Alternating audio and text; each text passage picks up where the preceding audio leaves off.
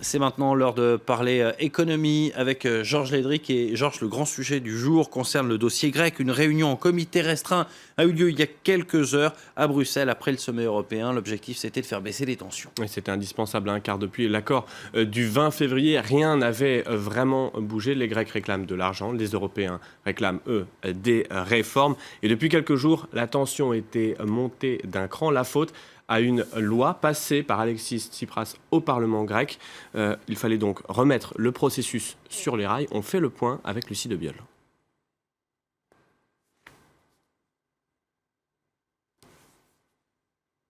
Officiellement, rien de nouveau n'a été obtenu. Mais à l'issue du mini-sommet avec ses partenaires européens, Alexis Tsipras fait bonne figure devant les caméras. Nous sommes plus optimistes après cette délibération.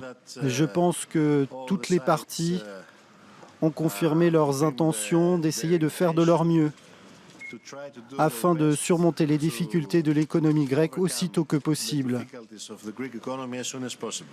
La Grèce doit toujours présenter une liste complète de réformes, comme le prévoyait l'accord du 20 février dernier.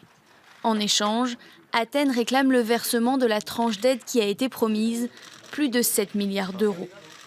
Cette semaine, les tensions étaient au maximum. Alexis Tsipras a fait voter une loi d'urgence, un paquet de mesures sociales en faveur des plus démunis, ce qui a déplu à Bruxelles. Pour François Hollande, il était temps de relancer le dialogue.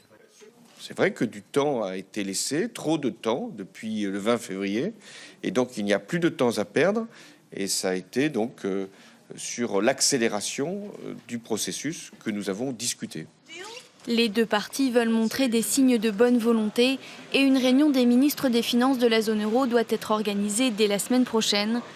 Alexis Tsipras sera aussi à Berlin ce lundi. Allez, comme chaque matin, on jette un œil au marché financier. Qu'est-ce que ça donne pour l'instant ? Alors les places asiatiques évoluent en ordre dispersé. On fait une pause après les bonnes séances de la semaine suite au propos de la réserve fédérale américaine. On le voit, plus 0,81 à Shanghai, puisque à noter tout de même cette actualité en Chine, puisque Sony va lancer sa PlayStation 4 aujourd'hui en Chine. Et puis c'était un petit peu la même tendance hier à Wall Street, avec un peu de rouge notamment pour le Dow Jones à moins 0,65%. Ce sont surtout les valeurs pétrolières qui ont plombé l'indice. On passe à l'actualité des entreprises en bref et en images avec de bons résultats. Nike est toujours en forme. Un bénéfice en hausse de 16% au premier trimestre 2015. Tout va bien pour le leader mondial des articles de sport. Nike profite d'une bonne dynamique aux États-Unis et d'une restructuration de sa filiale chinoise. Les ventes ont augmenté de 10% en Europe, 2 fois moins que prévu en raison du dollar fort. Et puis la fusion entre Lafarge et Holcim finalement maintenue. Les Suisses refusaient de voir Bruno Lafont devenir directeur général du futur géant du ciment. Ses performances et son style étaient mis en cause. Il sera finalement coprésident, d'après le Wall Street Journal, un accord qui met fin à une semaine d'intenses négociations qui a presque remis en cause une fusion annoncée il y avait un an.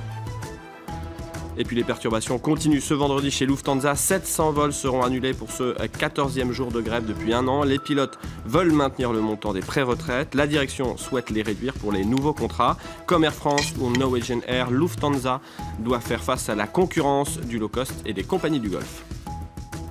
Et là, on reparle de cette fameuse éclipse qui va débuter à peine dans un peu plus d'une heure. L'apogée, ce sera dans environ 2 heures. Une éclipse qui inquiète d'un point de vue économique, qui inquiète sur les répercussions sur le réseau électrique mondial. Oui, tout simplement parce que l'énergie solaire aujourd'hui représente environ 10% de la production d'électricité en Europe. Alors quand le soleil se voile pendant 3 heures, forcément il y a des déséquilibres entre l'offre et la demande. A priori, pas de problème car les experts se penchent sur la question depuis de longs mois. Ce qui inquiète, ce n'est pas tant la quantité d'énergie qui est produite, car elle sera a priori compensée par d'autres centrales, c'est plutôt la façon, les variations extrêmement fortes qu'on risque de voir sur le réseau électrique. Certaines centrales, par exemple, nous disent certains experts, seraient peut-être obligées de se déconnecter du réseau pour ne pas être endommagées. Ce qui inquiète surtout, c'est que c'est un phénomène assez inédit. Finalement, en 1999, lors de la dernière éclipse, l'énergie solaire ne tenait pas la même place qu'aujourd'hui. Et c'est peut-être aussi un avant-goût de ce qui nous attend avec la transition énergétique pour certains.